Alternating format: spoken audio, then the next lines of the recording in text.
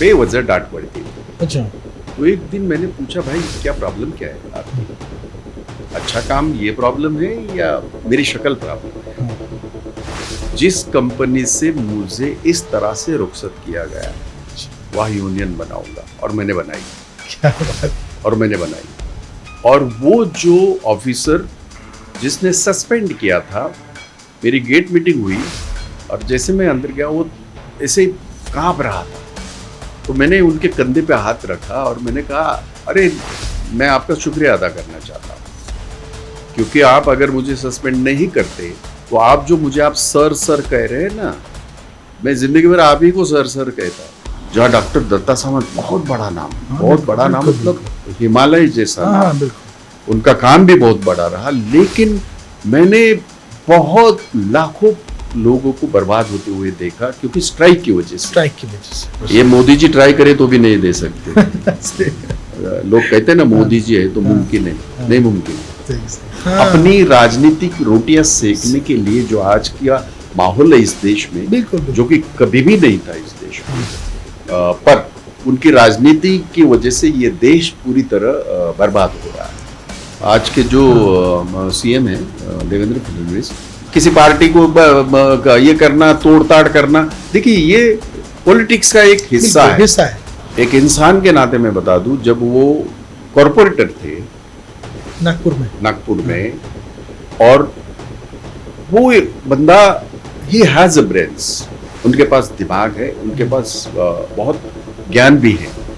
अब वो किस तरह से इस्तेमाल करते हैं ये विषय विवाद का हो सकता है, पर ज्ञान है। जब हम शिवसेना का नाम लेते हैं तो बस मारधाड़ वही सब दिमाग में आती है, लेकिन ऐसा नहीं है। आजादी की लड़ाई में जिनका कोई भी योगदान नहीं था, जो सिर्फ और सिर्फ अंग्रेजों के तलवे चाटू थे, सिर्फ और सिर्फ उन्होंने अंग्रेजों का साथ दिया, दुर्भाग्य से आज वो सत्ता में है। मैंने कहा इसी तरह के गठबंधन करके यूपी में कांग्रेस साफ हो गई। आज यूपी में कांग्रेस न के बराबर है। बिहार में इसी तरह से हम साफ हो गए, न के बराबर। वेस्ट बंगाल में इसी तरह से हम लोगों ने ये करा के साफ हो गए। तो गठबंधन करके अगर पार्टी खत्म हो रही है, पार्टी के कार्यकर्ता अगर ये नहीं कर रहे, जो सालों से आपका झंडा कंधों पे लेके कांग्रेस जिंदाबाद करते, तो उनको कैसे आप ये करोगे?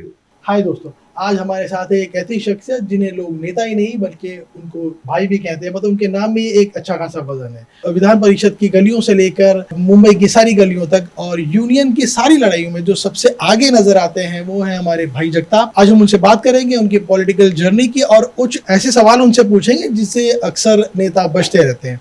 तो हम स्वागत करते हैं भाई जगताप का। आपका बहुत बहुत शुक्रिया, आपने टाइम निकाला हमारे लिए और पॉडकास्ट के लिए। आपने ऐसा क्या लाइफ में सोचा कि जो आपको 9 to 5 जॉब नहीं करना था और आपने पॉलिटिक्स को चुना? तो ऐसा आपको क्या ट्रिगर किया, मतलब कि चलो मैं पॉलिटिक्स करता हूँ। आप वेल एजुकेटेड हैं तो नॉर्मली लोग क्या करते हैं कि जॉब कर लेते हैं, मतलब एक, लेकिन आपने ऐसा नहीं किया, बल्कि आपने पॉलिटिक्स में आने का सोचा। तो क्या ऐसा चीज थी जिसको? मैं सबसे पहले आपका बहुत बहुत शुक्रिया आपका, और एक बात बता दूं कि मैंने सर्विस की है। अच्छा। मैं जब ग्रेजुएट हुआ तो मेरे डैड जो है पुलिस डिपार्टमेंट में थे, और तो मैं घाटकोपर बंदरनगर में रहता था। तो हमारे घाटकोपर में एनएसएन कंपनी हुआ करती थी, वायत लैबोरेटरी जिसको कहते हैं। तो उसमें मैंने काम किया 5 साल,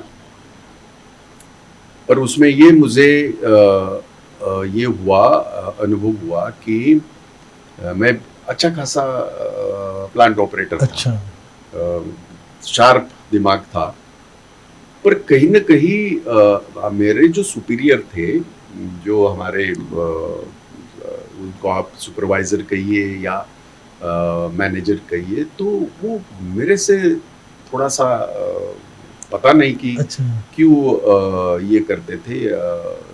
अगर ये जलते थे, ये वर्ड अच्छा नहीं लगता, कंफर्टेबल नहीं थे। He was not comfortable with me. I don't know somehow. तो बहुत बार मुझे ऐसे बेवजह डांट पड़ती थी। अच्छा। तो एक दिन मैंने पूछा, भाई क्या प्रॉब्लम क्या है आपकी? अच्छा काम ये प्रॉब्लम है या मेरी शक्ल प्रॉब्लम है? तो जाहिर है कि वो सुपीरियर थे, मतलब मैनेजर लेवल के थे, तो मुझे दूसरे दिन सस्पेंड किया। ये सवाल उनको करना ही आपका उनको पसंद नहीं आया होगा। नहीं, क्योंकि मैं सवाल पूछ रहा था कि भाई ऐसी क्या बात है क्या, जो हम लोग बात करके सॉर्ट आउट कर सकते हैं। True. पर उनका ईगो इतना था कि उन्होंने मुझे सस्पेंड किया। तो मुझे वो बात दिल को इतनी ज्यादा लगी थी कि मैंने कहा यार, अगर सही ढंग से सच्चाई से अगर हम काम कर रहे हैं और हम अगर गलती हो रही तो हम पूछ रहे हैं, तो सुपीरियर का काम भी बनता है कि भाई हमें बताए कि where I am going wrong, what I am doing wrong. But instead of that कि वो बोलने से पहले उन्होंने बोले बहुत बात करता है, उन्होंने हमें भगा दिया, सस्पेंड किया। तो उस दिन दिमाग में एक बात ठान ली थी, दोबारा नौकरी नहीं करेंगे। और एक बात और भी ठान ली थी, जिस कंपनी से मुझे इस तरह से रुखसत किया गया है वह यूनियन बनाऊंगा, और मैंने बनाई। क्या बात। और मैंने बनाई। और वो जो ऑफिसर जिसने सस्पेंड किया था, मेरी गेट मीटिंग हुई और जैसे मैं अंदर गया वो ऐसे कांप रहा था। तो मैंने उनके कंधे पे हाथ रखा और मैंने कहा, अरे मैं आपका शुक्रिया अदा करना चाहता हूँ, क्योंकि आप अगर मुझे सस्पेंड नहीं करते तो आप जो मुझे आप सर कह रहे हैं ना, मैं जिंदगी भर आप ही को सर कहता।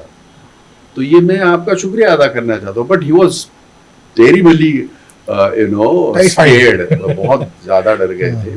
पर मैंने कहा भाई ऐसा नहीं, चलो ऐसी चीजें होती है। तो ये मेरे पहले और आखिरी मेरे नौकरी की बात हुई। अच्छा। तो तब से फिर ठान लिए, तो ट्रेड यूनियन में बहुत काफी अच्छा काम किया और अभी भी 40 साल से 39 साल से कर रहे हैं, साल से काम कर रहे हैं, 39-40। बिल्कुल, नाम तो काफी आपका फेमस है। सर ये जो आपका जो भाई वाला जो स्वैग है ये काफी फेमस है, तो ये आपको फायदा देता है बहुत जगह, या कभी कभी इसको लेके कुछ नुकसान भी है आपका? अरे ये इसे एक तो आपको समझना है ये भाई कैसे आ गया। तो मैं I belong to Konkan belt, हम लोग, मैं कोंकण से आता हूँ, रत्नागिरी से आता हूँ। तो देखिए हमारी संस्कृति है, ट्रेडिशन है कि परिवार का बड़ा जो ये होता है लड़का, उसको भाई कहते हैं। बिल्कुल। और छोटा लड़का होता है उसको बहू कहते हैं। तो मेरा छोटा भाई बहू है और मैं भाई हूँ। अच्छा। अब ये भाई बाद में बहुत सारा ये हुआ, और मुंबईया भाई, वो सारी एक अलग मामला है। कॉलेज के ज़माने में ये बहुत सारे ये भी होते थे, हमारे नोक-झोंक भी होती थी। तो उसमें वो भाई ज़्यादा शायद हावी हो गया वो नाम, तो भाई जगताप। पर एक बात और भी बता दूं कि भाई जगताप नेम ये गेजेटेड है। अच्छा जी, गेजेटेड है। ओके जी जी। तो मैं साइन भी भाई जगताप नाम से करता हूँ। सर कैमरा ऑफ होने के बाद भाई जगताप असलियत में क्या है, मतलब लोगों को क्या नहीं पता आपके बारे में? एक्चुअली नहीं, लोगों को सब कुछ पता है, लेकिन भाई जगताप या तो आपका छोटा भाई हो सकता है या तो बड़ा भाई हो सकता है। उम्र की लिहाज से बात कर रहा हूँ। बिल्कुल। और कोशिश करता हूँ कि जो जिल्लत मुझे सहनी पड़ी वो किसी के नसीब ना है। और जब मैं रोजी रोटी की बात करता हूँ, मैं आज 6-6.5 लाख से ज्यादा मेरी मेंबरशिप है। हिंदुस्तान में सबसे इंडिविजुअल सबसे ज्यादा मेंबरशिप में है हमारी है, भारतीय कामगार कर्मचारी महासंघ की, और लगातार 38-39 साल से है, आज नहीं की। तो ये मेरा हमेशा ये रही कोशिश रही कि जहां रोजी रोटी का काम आता है, जब उसके फैमिली का काम आता है, तो मैं ऐसा कोई काम ना करूं जिसके वजह से उनकी रोजी रोटी के ऊपर सवालिया निशान खड़ा हो। और मैंने जिंदगी में किया नहीं। एक बात और भी बता दूं, इस देश में 38-39 साल हुए मुझे, मैं ट्रेड यूनियन में काम कर रहा हूँ। हर इंडस्ट्री में, अस्पताल में हूँ, होटल में हूँ, सरकारी सारे महकमे में हूँ, फार्मास्यूटिकल में हूँ। There is no industry which is left behind, we are working as a trade unionist. पर 38 साल में इस देश में मैंने एक दिन का भी स्ट्राइक नहीं किया है, क्योंकि मैं जिस पंतनगर में रहता था, जहाँ डॉक्टर दत्ता सामंत बहुत बड़ा नाम, बहुत बड़ा नाम, मतलब हिमालय जैसा नाम, उनका काम भी बहुत बड़ा रहा, लेकिन मैंने बहुत लाखों लोगों को बर्बाद होते हुए देखा, क्योंकि स्ट्राइक की वजह से। और पूरे देश में, विश्व में आप जानते हैं कि मिल कामगारों की स्ट्राइक जो हुई उसमें लाखों कामगार बर्बाद हुए। बिल्कुल बिल्कुल। तो वो एक दिल में, क्योंकि मैं स्टूडेंट था, हमारे बगल में ही रहते थे वो डॉक्टर साहब, तो वो मैंने देखा था और दिमाग में एक बात थी कि किसी की रोजी रोटी के साथ डॉक्टर साहब ने खेला, ऐसा नहीं मैं कह रहा हूँ, वो हालात ऐसे थे शायद, और जो भी था पॉलिटिकल जो भी बातें थी, पर यह हकीकत है कि तकरीबन 1.5-2 लाख लोग बर्बाद हो गए। तो मैंने वो ठान लिया था, चाहे कुछ भी हो, लेकिन स्ट्राइक नहीं करना है। और मैं इस बात से बिलीव करता हूँ, I believe in one thing, there is no issue in the world which cannot be resolved on the table. You have to find out the table. That is true. आपको टेबल के ऊपर आप बात कर सकते हैं, चर्चा करिए। बिल्कुल। हो सकता है कि आपकी सारी बातें कोई माने या ना माने, लेकिन कुछ तो बातें आपकी मनाई जाएगी, उनकी बातें कुछ आपको मानना पड़ेगा। और हमने बहुत ही अच्छा तालमेल रख के हमने काम किया। और एक बात फख्र के साथ ये भी कहना चाहता हूँ कि हिंदुस्तान में ये 38-39 साल में सबसे ज्यादा वर्कर के एग्रीमेंट भाई जगताप ने साइन किए। तो बहुत बार ऐसा होता है, अरे स्ट्राइक नहीं किया तो इसने क्या किया। तो हमने उस बात को तवज्जो ज्यादा दी कि अगर कोई कंपनी बंद होती है, उस बंदे की जिंदगी खत्म हो जाती है, जिंदगी खत्म हो जाती है। और ये हमने सारी बहुत बड़ी, ये हमारी यूनियन बहुत बड़ी यूनियन है, ISO 9000 ये जो मार्क होता है ट्रेड यूनियन, ISO सर्टिफिकेट, जी ISO सर्टिफिकेट सारे हिंदुस्तान में सिर्फ हमारे पास है और किसी के पास नहीं। और वो कोई देश का प्रधानमंत्री भी नहीं दे सकता, देश का ये भी नहीं दे सकता। क्राइटेरियाज होते हैं, क्राइटेरिया इंटरनेशनल क्राइटेरियाज होती है। ये मोदी जी ट्राई करे तो भी नहीं दे सकते। लोग कहते हैं ना मोदी जी है तो मुमकिन है, नहीं मुमकिन है। उसके लिए आपको अपना कद जो है, आपका काम जो है वो उठाना पड़ता है, वो स्टैंडर्ड आपको लेके जाना पड़ता है, जो मेरी यूनियन का है। और इसमें सारे मेरे जितने साथी मेरे जो काम कर रहे हैं मेरे साथ, उन सबका इसमें योगदान है। Very good sir. आप लेजिस्लेटिव की जो पॉलिसी मेकिंग से लेकर ग्राउंड की जो दबंग पॉलिटिक्स है, उसको कैसे बैलेंस करते हैं हम? लाइक दोनों चीजों को, लाइक उस पॉलिसी में भी आप इन्वॉल्व हैं कुछ, मतलब ऐसा वो भी, तो दोनों को आप बैलेंस कैसे कर लेते हो? नहीं, पहली बात तो मैं ये समझने की कोशिश कर रहा हूँ, आप मुझे भाई जगताप मतलब भाई ऐसा समझ के चल रहे हैं। नहीं। वो कुछ हद तक हम है, क्योंकि हमने कभी हमने अगर किसी ने गलत तरीके से हमें आवाज दी तो हमने सामने से ललकारा है, और अगर किसी ने हाथ जोड़े तो हमने उसके पैर छुए हैं। जहां तक किसी गरीब का नुकसान नहीं, हक मारा गया है तो फिर मैं जरा भी परवाह नहीं करूंगा, कोई भी हो। तो ये बात अपनी अपनी जगह है, लेकिन लेजिस्लेटिव की बात आप कर रहे हैं, मैं बता दूं मेरी जिंदगी में मैं कांग्रेस के साथ, मैं जब स्टूडेंट था तब से जुड़ा हूँ, NSUI से मैं जुड़ा हुआ और बाल काले किए हुए, लेकिन मेरी उम्र 70 साल है इस वक्त, और उसमें से 43 years I have given to Congress party.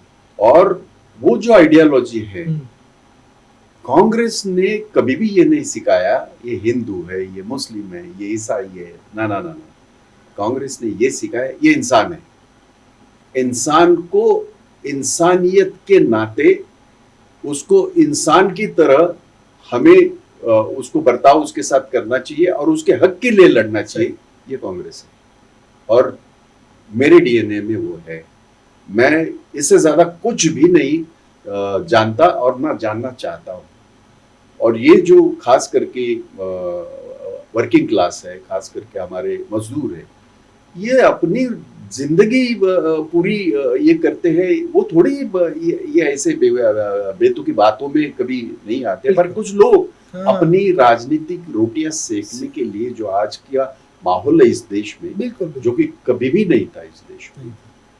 पर उनकी राजनीति की वजह से ये देश पूरी तरह बर्बाद हो रहा है। सर ऐसा अपोजिशन का ऐसा कौन सा लीडर है जिसको आप सीक्रेटली एडमायर करते हैं उसके काम की वजह से? नहीं, ऐसे बहुत सारे मैं बता दूं आपको, ऐसा जरूरी नहीं। आज के जो सीएम है देवेंद्र फडणवीस, हालांकि उन्होंने काम बहुत बुरे और बहुत ये किए, मतलब किसी पार्टी को ये करना, तोड़ ताड़ करना, देखिए ये पॉलिटिक्स का एक हिस्सा है। बट एक इंसान के नाते मैं बता दूं, जब वो कॉर्पोरेटर थे नागपुर में, और वो बंदा ही हैज अ ब्रेन्स, उनके पास दिमाग है, उनके पास बहुत ज्ञान भी है। अब वो किस तरह से इस्तेमाल करते हैं ये विषय विवाद का हो सकता है, पर ज्ञान है। और मेरे अच्छे मित्र है, वो अपने पार्टी के प्रवक्ता थे, मैं कांग्रेस पार्टी का प्रवक्ता था। हम जब भी कभी डिबेट में जाते थे, बहुत हमारी आर्ग्यूमेंट्स होती थी, बट बिलो द बेल्ट कभी भी उस बंदे ने कभी बात नहीं, ना मैंने कभी बात की उनके पॉलिसी के ऊपर, उनके पार्टी की पॉलिसी के ऊपर हमने हमेशा प्रहार किया है, बट कभी भी कमर के नीचे हमने कभी ये नहीं। और वो बंदा उस तरह का है, उसके पास ज्ञान है। गडकरी जी, एक दूसरा नाम गडकरी। मैं बता दूं कि मुंडे जी तो मेरे बहुत अच्छे मित्र थे। ये लोग है ना, पार्टी से ऊपर दोस्त, और बहुत ही ज्यादा एक इनकी सोच, और महाराष्ट्र की पॉलिटिक्स के बारे में इनको जो ये है ज्ञान है, और जो महाराष्ट्र के पॉलिटिक्स को जो जानने वालों में से, उनमें से ये लोग हैं। मैं ये अपोजिशन पार्टी की बात कर रहा हूँ, बहुत सारे ऐसे हैं, ऐसे नाम गिनवाऊं तो 100 नाम आएंगे, लेकिन विरोधियों में ये जरूरी नहीं कि सिर्फ विरोधी ही हो। यहाँ तक कि मैं बता दूं कि इसमें भी शिवसेना को, जब हम शिवसेना का नाम लेते हैं तो बस मारधाड़ वही सब दिमाग में आते, लेकिन ऐसा नहीं है। आज शिवसेना में भी बहुत अच्छी लीडरशिप है। बाला साहब, दूसरा बाला साहब होना नहीं है। देखो leadership exactly I totally agree. तो दूसरा शरद पवार जी होना नहीं, दूसरा विलासराव देशमुख होना नहीं, और दूसरा अजित पवार भी होना नहीं। सही है, मैं बता दूं सर जैसे कि अभी आप ऑब्वियसली एक बड़े यूनियन लीडर हैं, और आजकल का जो ज़माना है वो कॉन्ट्रैक्ट लेबर का ज़्यादा आ गया है, तो ऐसा ऐसा लगता है कि पुराना जो स्टाइल है वो थोड़ा सा इस पे वो मतलब ग्रिप कम होती जा रही है? हाँ बिल्कुल बिल्कुल, आपकी बात सही है। ये अब ये मित्रों, मोदी जी आने से, उनकी सरकार आने से, उन्होंने जो ये 4 कोड लाए हैं, जिसका हमने विरोध किया है, उसमें कुछ मुद्दे अच्छे हैं, सारी चीजें खराब है ये कहना बिल्कुल गलत होगा। और ये मैंने जाहिर तौर पे सारे सदन में भी कहा, और बाहर भी जब भी चर्चा होती है तो हम कहते हैं।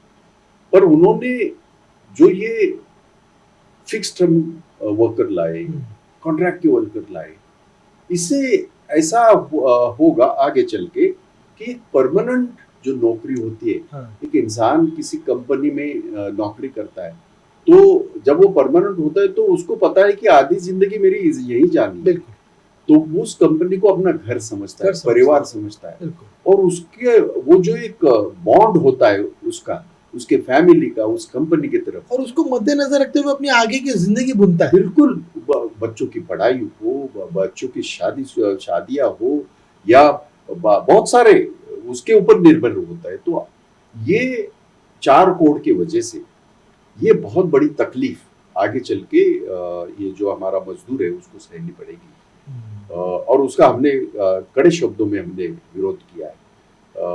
ये 4 कोड जो बने, इस देश में जो 29 कानून हैं, उनको उनका खिचड़ा बना के उन्होंने ये 4 कानून बनाए।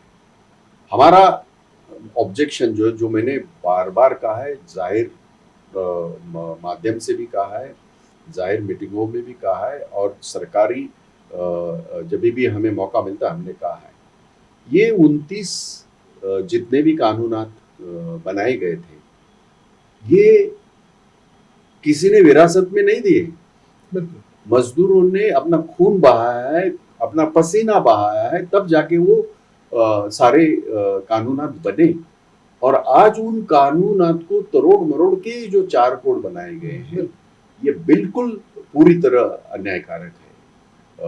बारिंग फ्यू थिंग्स, कुछ चीजें हैं उसमें जो अच्छी भी है, जो मैंने शुरुआत में भी कही। इसमें अनऑर्गेनाइज सेक्टर को उन्होंने जो सोशल नेट में लाया, वो एक बहुत अच्छी बात है। But apart from that, there is nothing which we can rely on or talk about it, or even can be benefited to the working class. Sir, आप जैसे कि ऑब्वियसली मुंबई में जो आपका जो वोट बैंक है वो लगातार कम होता होता जा रहा है, तो आपको क्या लगता है कि ऐसी क्या चूक हो गई है जो मतलब इतना कम होता जा रहा है? वो नहीं, देखिए, क्या गलती क्या हुई उससे ज्यादा इस वक्त की राजनीति किस तरफ करवट ले रही है।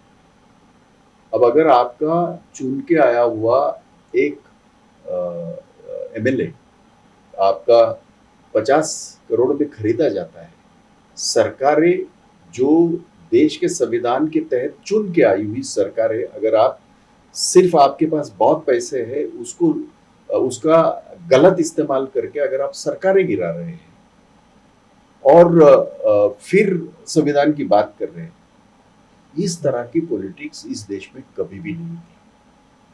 और मैं ये बात फक्र के साथ कहना चाहता हूं, आजादी की लड़ाई में जिनका कोई भी योगदान नहीं था, जो सिर्फ और सिर्फ अंग्रेजों के तलवे चाटू थे, सिर्फ और सिर्फ उन्होंने अंग्रेजों का साथ दिया, दुर्भाग्य से आज वो सत्ता में है और ताकत को लेके, पावर को लेके, मसल पावर को लेके, हर चीज का इस्तेमाल करके वो पूरे भारतीयों को रगड़ रहे हैं, रौंद रहे हैं। रगड़ रहे, ये शब्द थोड़ा हल्का है, रौंद रहे हैं उनके पावर के तले, और बस मालिक बनके इस देश का जो वो काम कर रहे हैं।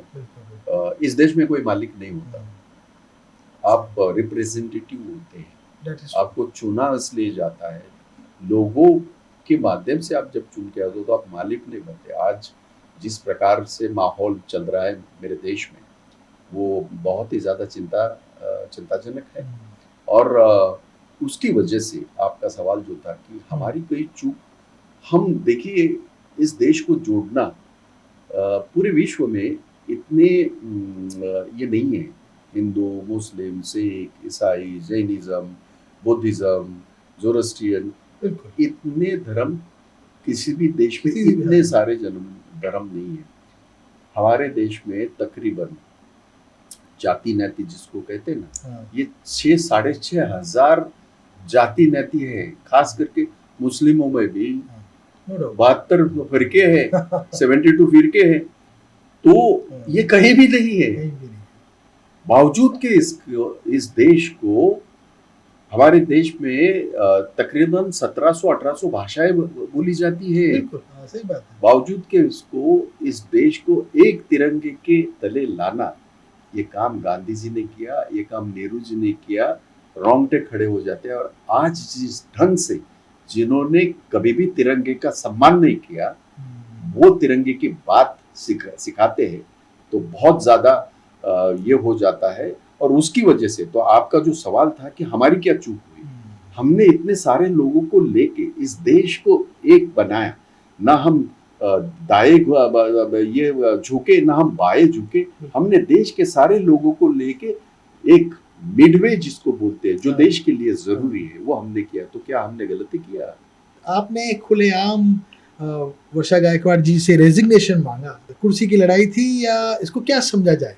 बिल्कुल नहीं। देखिए, एक ऐसा है, अगर राहुल गांधी किसी इलेक्शन का जिम्मेदारी उठा के खुद रेजिग्नेशन देते, तो राहुल गांधी से बड़ा तो कोई नहीं है ना।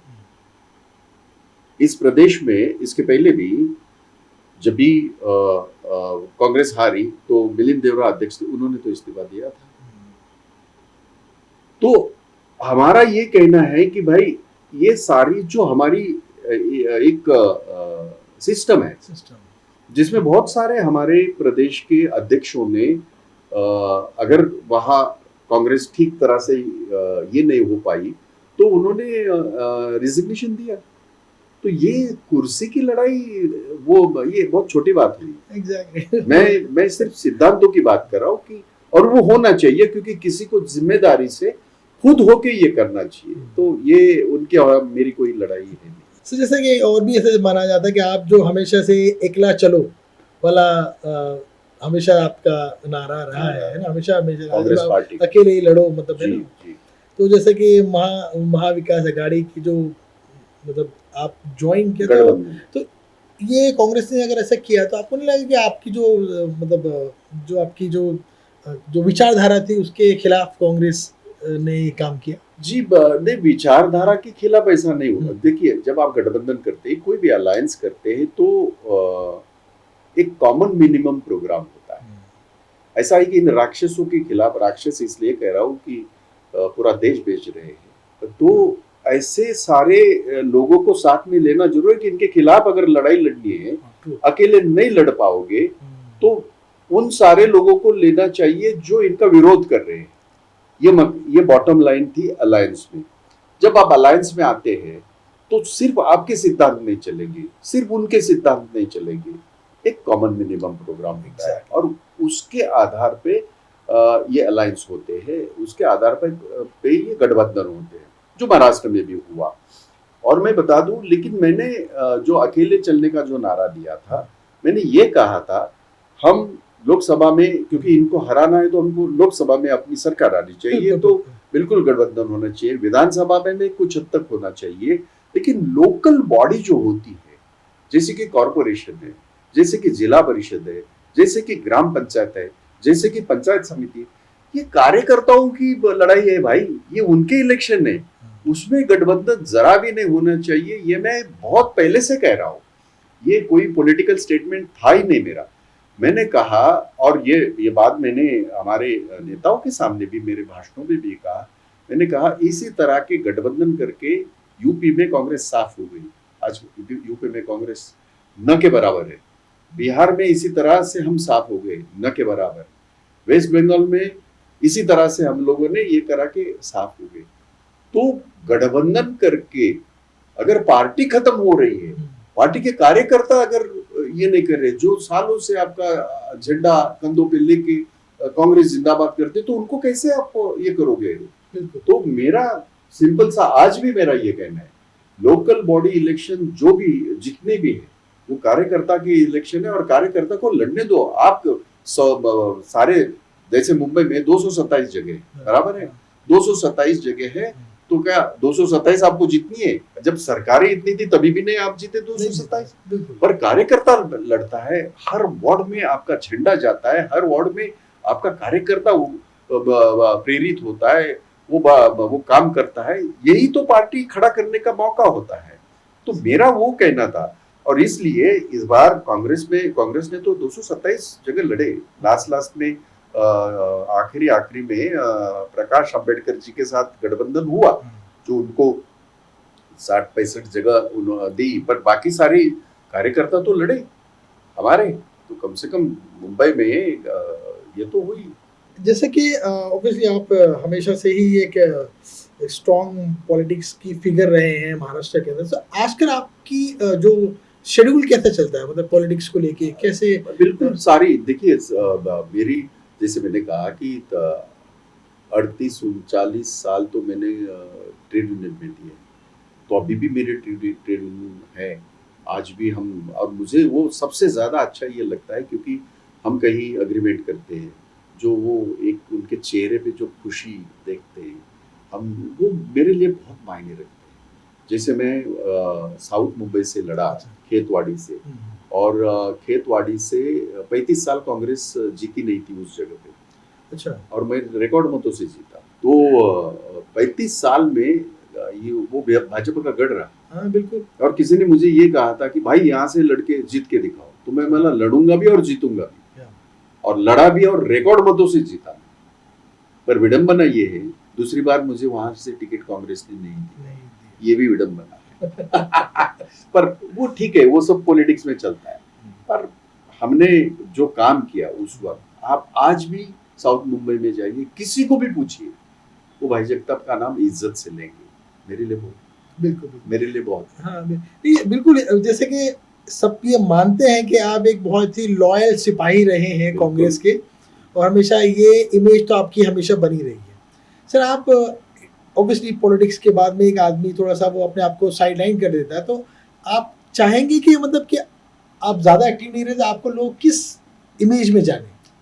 नहीं, वो आज जो वो अगर छोटा भाई समझते हैं, अगर बड़ा भाई समझते हैं, अच्छा दोस्त समझते हैं, अच्छा साथी समझते हैं, बस वही भावनाएं आखिर तक उनके दिलों में रहें मेरे लिए। और ये मेरा फर्ज बनता है कि वो भावनाएं उनके दिलों में हमेशा रहे, और उनके लिए काम करता हूँ और हमेशा करूँगा, हमेशा करूँगा। मैं घर में बैठने वालों में से हूँ नहीं। बिल्कुल बिल्कुल, और बैठ नहीं पाऊंगा। सही कहा। मतलब वो ऑब्वियसली आपने हमेशा आप एक्टिव ही रहे, ऑलवेज ऑलवेज, वरना वो चाहे यूनियन का मैटर हो या कुछ और मैटर हो, बहुत सारे, मैं जब अध्यक्ष था बहुत सारे मोर्चे आप लोगों ने देखा नहीं देखा मुझे मालूम। नाम तो सर ये अर्नब गोस्वामी बहुत बड़ी बड़ी बात कर रहा था, हम घुस गए थे उसके, तो भाग गया था, अभी वापस आ गया मुंबई में। सर सवाल तो इतने हैं कि अगर मैं सारी की सारी आपके सामने ले जाऊं तो मैं कहता 6-7 घंटे भी कम पड़ जाएंगे। अरे नहीं सर सी गुफ्तगू जिसको कहेंगे वो थी आपके साथ में। बड़ा अच्छा लगा, छोटा सा था कि आपने जर्नी कैसे स्टार्ट करी।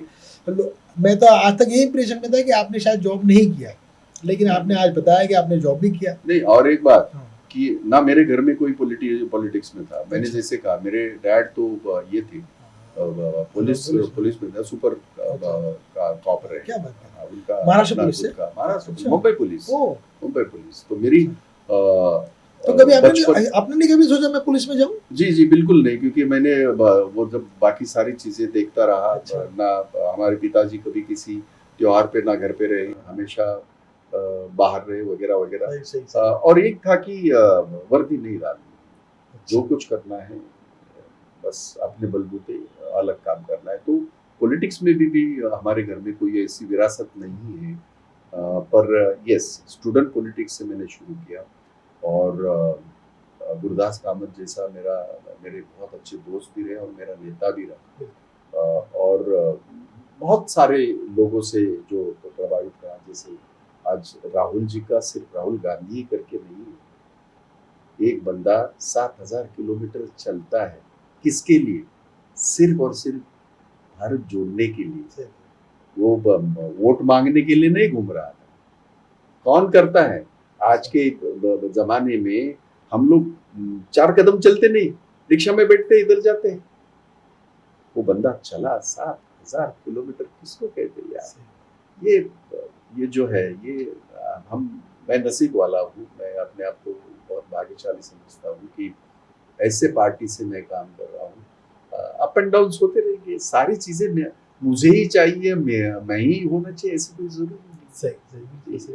पर तिरंगे का सिपाही हूँ और आखिर तक तिरंगे का सिपाही ही रहूंगा। मुझे बिल्कुल यही उम्मीद है, और ऑब्वियसली आपकी इमेज भी वैसी बनी है लोगों के दिलो दिमाग में, क्योंकि आपने पूरी अपना जीवन समझो कि पूरा समर्पित कर दिया है। एग्जैक्टली। भाई जगताप जी, बहुत अच्छा लगा आपसे बात करके। छोटी सी बात थी, लेकिन आपने काफी दिल खोल के हमसे बात करी। इसी के साथ ये हम अपना ये छोटी सी बात यहीं पे खत्म करते हैं। उम्मीद है आपको भी की बातें सारी की सारी पसंद आई होगी। Thank you sir, thank you very much आपसे बात करने का। आपका भी बहुत बहुत शुक्रिया। Thank you.